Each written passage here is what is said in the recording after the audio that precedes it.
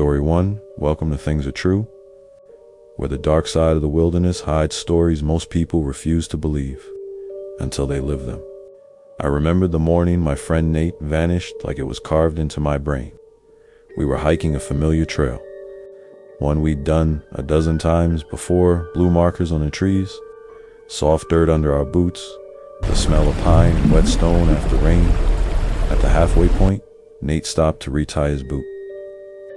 I turned around for a second to sip from my water bottle, and when I looked back, he was gone. At first, I thought he was joking, hiding behind a tree or trying to mess with me. But when I called out, my voice was the only one that came back. No rustling, no footsteps. Just silence thick enough to press against my ears. I walked ahead, calling his name over and over, until I realized the trail kept repeating itself. I'd passed the same fallen log, the same rock that looked like a tooth, over and over again. My GPS froze. My compass spun. The woods were folding in on themselves. Then I heard him, faint, off to my left. I'm here. The sound was high and thin, like it was being squeezed through a metal pipe. I ran toward it, crashing through the brush, until I broke into a small clearing. The air felt wrong-heavy, still, like the world was holding its breath. In the center was a circle of crushed ferns, flattened like something large had landed there. I called his name again, and the voice answered, but this time it came from behind me. Same tone, same panic, same words. I'm here. I knew then it wasn't him calling me. Whatever it was, it wanted me to leave the trail. I backed out slowly, keeping my eyes on the trees, my hand brushing the blue blazes like they were lifelines. I counted every one. 1, 2, 3. By the fourth, the forest light shifted brighter, real again. When I made it back to the ranger station, they sent a search team. No footprints, no gear, no trace of Nate. It was like he'd never been there at all. People say the missing 411 stories are just myths, that people get lost, panic, and never find their way out. But I was there. I saw how the trail looped itself, how the forest turned in circles, how the air changed when I spoke his name. Some places don't take people by accident. They take them by choice. And that day, for some reason I'll never understand, it decided not to take me. Story 2, they told me not to camp there. Said nothing grows in that circle, that animals avoid it, that anything left inside gets thrown out by morning. I didn't believe them. I wanted proof. The devil's tramping ground, deep in the North Carolina woods. Looks homeless, a barren ring of dirt about 40 feet wide, surrounded by thick trees. I pitched my tent dead center, like I was challenging the legend itself. The ground felt odd under the stakes, soft and hollow, as if something had dug just beneath the surface. By midnight, the woods went still. No breeze. Just silence heavy enough to make my pulse sound loud in my ears. Then, from somewhere in the dark, I heard footsteps. Slow, even, walking the edge of the circle. Crunch, crunch, crunch, crunch. I told myself it was deer, maybe a raccoon, but the steps were too heavy to measure. They circled once, twice, never breaking rhythm. I whispered, "Hello?" and the sound stopped. The silence that followed felt alive, like it was waiting for me to move. Then something brushed against my tent soft at first, like fingertips tracing the fabric. The pressure moved around the wall of nylon, pausing near my head. I held my breath. A smell of burnt earth drifted through, faint but sharp. My phone screen lit up by itself. The clock flashed 1:13 a.m. Then it died. Battery drained to zero in a blink. I couldn't even hear my heartbeat anymore. Just that same crunch of footsteps starting again, pacing the circle. 1, 2, 3. It went on for hours. I don't remember falling asleep. I just remember waking up to birdsong and sunlight pouring through the tent. The air felt clean, new. I thought maybe I'd dreamed the whole thing till I stepped outside. Everything I'd left inside the circle during the night, my lantern, my mug, even my small Bible, was neatly placed just outside the ring, perfectly spaced, like someone had carried them out and arranged them with care. I packed up fast. When I pulled the last stake, the ground gave a low, muffled sigh, as if it was glad to see me go. Locals say the devil walks that circle each night, pacing and thinking of ways to ruin mankind. Maybe that's just a story, but something does walk there. Something that doesn't like being interrupted. If you ever go looking for it, remember this. The ground in that ring isn't just dead, it's patient. And when it finally decides to move, it'll already know your name. Story 3, they call it the Bennington Triangle, a stretch of Vermont wilderness where compasses fail. Trails loop on themselves, and hikers disappear like smoke. I used to think it was just folklore until I walked in myself. A guide at the diner warned me before I went in. He slid a string of 50 knots across the counter and said, "Count every blaze on the trail. If you come back with fewer knots, turn around before it's too late." I laughed, but he didn't. His eyes were steady, and his voice was tired, like he had told too many people that same thing. The hike started normal enough. Cool breeze, gold leaves, the scent of moss and maple. About an hour in, the fog crept between the trees like smoke from something burning far away. I stopped to tie my boot. When I stood up, the world looked the same in every direction. I followed the trail markers and began counting knots. 10, 15, 20. Every few minutes, I'd hear a footstep behind me, never close, never far. I called out once, and the forest gave me back a sound that almost matched my own voice. At knot 30, I saw a flash of color up ahead, something green tangled on a branch. It was a plaid scarf, old and damp. I knew that scarf. I'd seen it on a missing person flyer pinned to the wall of that same diner. I touched it, and the air around me dropped 10 degrees. Suddenly, the forest felt like it was leaning in. Every direction looked familiar. I walked for what felt like hours, but the same crooked birch kept showing up ahead. I wasn't looping the trail, something was looping me. At knot 40, I heard a voice. My own voice. "This way," it said, faint but clear, coming from up the path. I froze. The voice called again, softer this time. "Come on, hurry." My hand went to the rope. I started counting backward, knot by knot, step by step. As I did, the fog thickened until I could barely see my boots. Behind me, the footsteps returned low, dragging, matching my pace perfectly. When I reached knot 10, the fog suddenly thinned. Light poured through the trees, and birds began to sing again. I stumbled out at the trailhead, the full 50 knots still in my hand. The guide was waiting in his truck. He took one look at the rope and nodded. "You kept them all," he said. "Most folks come back with less. Some trails finish their loop without you." He didn't have to explain what that meant. I looked back at the woods, and for a split second, I thought I saw a movement, someone standing just inside the trees, wearing a green scarf. Watching, I still hike, but not there. Some forests don't want visitors. They want replacements. The story for the Hoya Baciu forest in Transylvania has been called the Bermuda Triangle of Europe, and now I understand why. I went there one cold autumn afternoon with my camera, hoping to catch some of the strange lights locals talk about. The forest looked alive in a wrong way, trees bent toward each other like they were whispering secrets. At the center of the woods, I found a clearing everyone mentions. Perfectly round, grass growing thick and soft, even though nothing else around it looked alive. I stepped into it, and the air felt hollow, like I'd walked into a vacuum. My ears popped.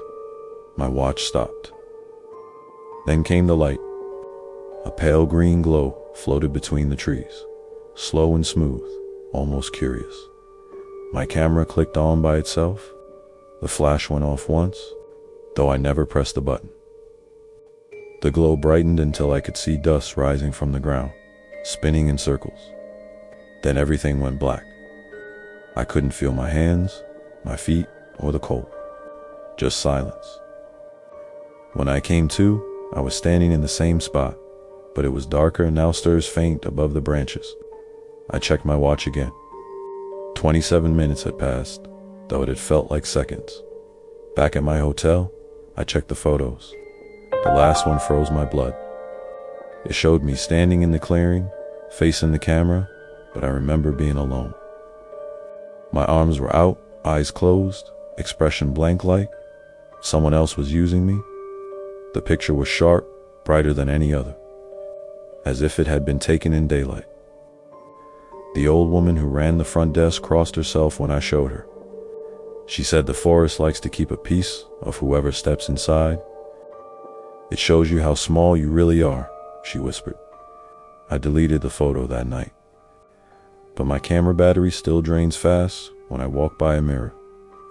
Sometimes, when I blink, I see that green glow flicker in the reflection right where my eyes should be.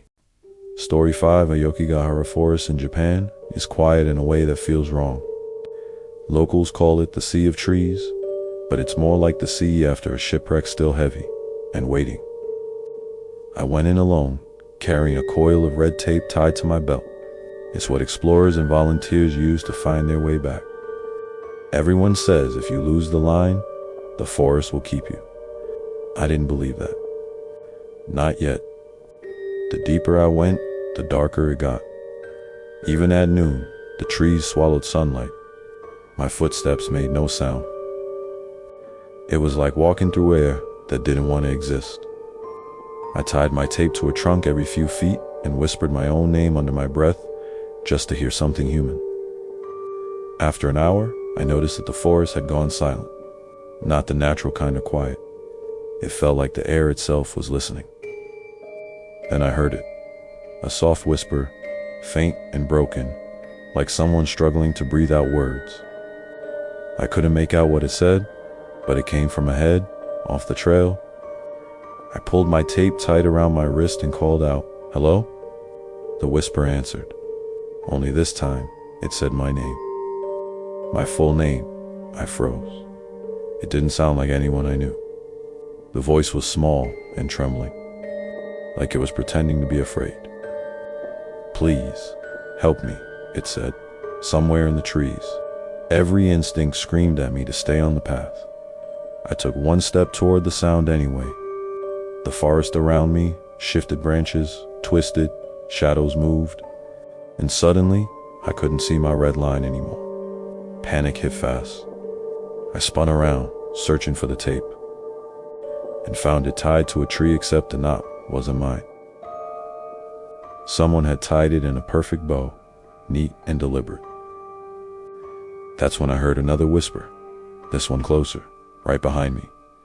This way, I ran. I followed the tape, hand over hand, pulling it until my fingers burned. I didn't stop until the trees thinned and the sunlight finally touched my face. A ranger was waiting near the edge. He looked at the tape and frowned. "You shouldn't have gone in there," he said. "We only use yellow tape this week." I looked down at my belt. The red tape was gone. Now, sometimes at night, I hear that same whisper outside my window. It says my name just once, like it's making sure I still remember the way back. Story 6. The Appalachian Trail stretches for over 2,000 miles, but the part I hiked that day felt like it didn't belong to the rest of the world. Thick fog rolled down the ridge and swallowed everything more than a few feet away. There were 4 of us on that trip: me, Maya, Josh, and Cody. We'd been hiking since sunrise, trying to reach the overlook before the storm hit. By the time we got there, the view was gone, replaced by a wall of white mist. Maya set her phone on a rock, turned on the timer, and ran back to us. We laughed, threw our arms around each other, and smiled for the picture. Click. A few hours later, the rain came hard. We got separated somewhere along the ridge. My map was useless, and every direction looked the same. Gray, wet, endless. I called out their names, but my voice sounded small, like it was trapped in the fog. That's when I saw him.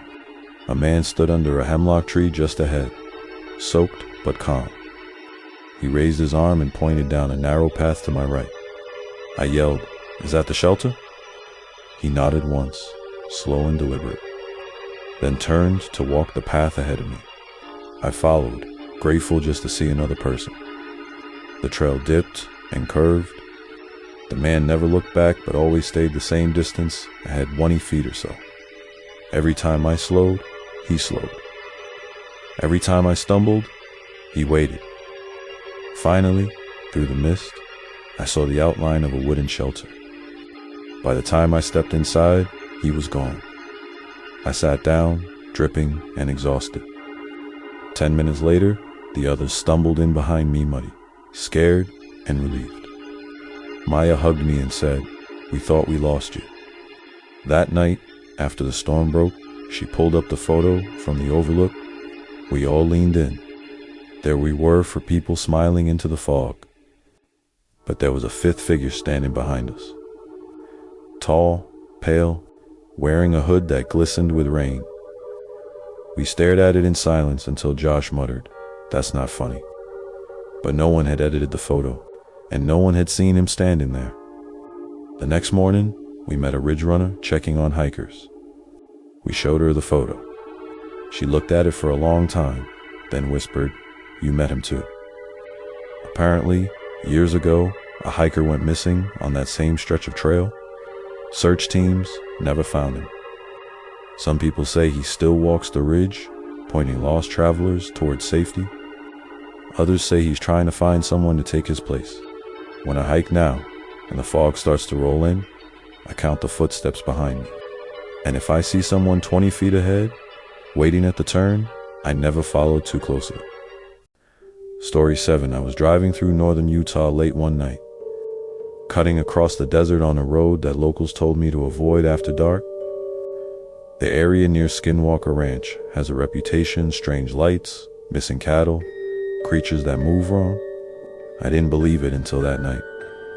The sky was so clear, it felt empty. No towns, no headlights behind me, just my truck and the sound of tires on gravel. Then the radio crackled static mixed with faint voices, like a conversation halfway between frequencies. I turned the dial, but the voices kept following, whispering over each other, too fast to understand. That's when I saw movement in the ditch. Something big ran alongside my truck, keeping pace if its shape flickered in the headlights' long limbs, smooth stride. Moving on all fours, then upright, then back again. I pressed the gas. It matched my speed easily. Its head turned toward me, but I couldn't make out a face. The temperature in the cab dropped fast, and my breath fogged the glass. Then 3 soft knocks on the passenger window. No arm, no hand. Just pressure, like the air itself was knocking. My stomach twisted, and I stared straight ahead, refusing to look. A pale blue light appeared out in the field. It wasn't from a car or a plane. It just hovered there, pulsing like it was alive. The creature turned its head toward it, slowed, and then vanished into the darkness. The light blinked once more and went out. When I reached the highway, the radio went silent again. The temperature climbed back to normal. My hands were shaking so bad I had to pull over at a small motel 10 miles away. The clerk took one look at me and said, "You came from out there, didn't you?" I nodded. He poured me a cup of coffee and handed me a small sticker of a coyote. "Put that on your window," he said. "Sometimes the old ones get confused when they see it, think it's one of their own." I laughed weakly but stuck it on the glass anyway. The next night, as I drove home, I kept glancing at that sticker reflected in the window. Then, faintly, I heard it again, 3 soft knocks. Slow, careful, almost polite. I never looked over. Whatever runs beside you in that part of Utah doesn't want you to look. It just wants to know you know it's there. Story 8. It was a little after midnight when I broke down on a rural stretch of Bray Road in Wisconsin. My headlights caught only fields of dead corn and the thin line of asphalt ahead. The engine gave a final cough and died, leaving me wrapped in silence thick enough to hear my pulse. I popped the hood, stepped out, and instantly felt watched. The air was damp and cold, heavy with that strange sweetness you get right before rain. I clicked on my flashlight and swept it across the ditch. That's when I saw them two golden eyes, low at first, then rising slowly until they were at my height. A shape stepped out of the corn. It was big, covered in wet, dark fur that reflected the light like oil. Its head was wolf-like, but too broad, too aware. When it smiled, because it did smile, the light hit its teeth, long and sharp, like they were built for more than eating. I froze. My flashlight trembled in my hand. The creature tilted its head, studying me. Then, as calm as a person crossing a street, it walked onto the road. Its feet, hands, whatever they were, licked on the asphalt. One step, two, it stopped in front of my car and placed a clawed palm on the hood. The metal creaked under the weight. For a moment, it just stared through the windshield. I swear it was thinking. Then, from somewhere far down the road, another set of headlights appeared, climbing the hill. The beast turned its head toward the light, sniffed the air, and stepped backward into the ditch, melting into the corn without a sound. The other car passed. Normal, empty road. I stood there shaking, half expecting it to come back. When I finally climbed into my car and tried the key, the engine started instantly. No sputter, no problem. I drove straight home and parked under the brightest streetlight I could find. The next morning, I went out to check the hood. There were marks, 5 long scratches, carved deep into the metal, ending in perfect half-moon indents, like fingertips. Some say the beast of Bray Road is just a story, a rural myth, a local prank, a case of mistaken identity, but I saw its eyes. I saw it smile. Whatever it is, it knows fear, and worse, it enjoys it. If your car ever breaks down on Bray Road, don't get out. Don't look in a ditch. And whatever you do, don't smile back. Story 9, Scaper Swamp in South Carolina looks peaceful during the day, still water. Tall grass, cypress knees rising like old bones. But at night, it hums. The air feels heavier, and the sound of frogs and crickets gets swallowed up by something bigger. I was driving through that stretch late one summer night when my truck began to sputter. I pulled over, popped the hood, and stepped out with a flashlight. The smell of mud and sulfur hung thick in the air. The water along the ditch rippled even though there was no wind. That's when I heard the splash. Slow, steady steps moving through the water toward the road. I aimed my flashlight at the noise and froze. 2 eyes glowed back, green and glassy, low at first, then rising higher and higher until they were at least 7 feet off the ground. What stepped out wasn't human. Its skin looked like wet leather stretched over muscle, the color of moss and old bruises. A long tail dragged behind it, leaving a path through the reeds. When it hissed, the sound rattled inside my chest. I slammed the hood shut and dove into the truck, fumbling for the keys. Before I could start it, something slammed against the door. 3 long scratches carved into the metal with a shriek that made my teeth ache. I hit the gas. The tires spun in mud before catching, and the truck lurched forward. I made it to the nearest gas station 20 minutes later, shaking so hard I could barely get out. Under the lights, I saw them 3 wide handprints on the passenger door, webbed with fingers ending in points like claws. Steam rose from the marks, and when I touched one, the heat burned through my skin like a live wire. An old man inside the store saw my arm wrapped in ice and said quietly, "You met him." He handed me a jar filled with dark swamp mud. "Rub that on. It'll pull the fire out." I asked what that thing was. He just said, "Not everything that crawls out of that water is meant to stay on land." The burns healed, but 3 pale scars remain on my arm, shaped like claws, closing around something.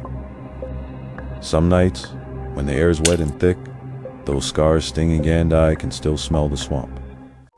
Story 10. The northern forests are different in winter. The air feels older, hungrier. Sound travels in strange ways, too far, too close, sometimes both at once. That night, the stove in my cabin was dying, and I went out for firewood under a moon that looked sharp enough to cut. The snow was deep, glowing blue in the moonlight. I was 3 steps from the woodpile when I heard my name. Soft, familiar, it sounded exactly like my mother, the same gentle tone she used when I was a kid. Every instinct told me not to move. The voice came again, this time from deeper in the trees. "Come here," it said. "You're freezing." It was colder than any human voice should be, and when it spoke, I saw no breath. Something shifted between the pines, a tall, thin shadow, long arms hanging at its sides, head bent as if it were listening. Its eyes caught the moonlight for just a second, glowing like frost. I backed toward the cabin, dragging 1 log behind me. The thing moved too, matching my pace. The air filled with that smell, sweet and rotten, like meat left out in the snow. I ran inside and slammed the door. It tapped once on the wall, then again, slower. The tapping traveled along the boards, circling the cabin. I shoved more wood into the stove, but the flames guttered, weak and orange. Then it spoke again, this time in my father's voice. "Let me in, son." The words came from just beyond the door, and I could hear something wet moving between them, like chewing. I didn't answer, I didn't even breathe. The tapping stopped. Then, after a long silence, I heard footsteps moving away into the trees, long strides that didn't crunch the snow but seemed to melt it. When the sun finally rose, I opened the door and saw tracks leading from the porch into the woods. They were shaped like deer prints, but each one was too straight, too deliberate, as if something intelligent had placed them there. They say the Wendigo is born from hungry humans who turned to flesh when winter offered nothing else. But what I saw wasn't starving. It was patient, watching, calling in voices it thought I couldn't resist. Now, when the wind howls outside the cabin, I don't listen. Because sometimes the storm calls my name backhand, it sounds too much like home. Thanks for watching.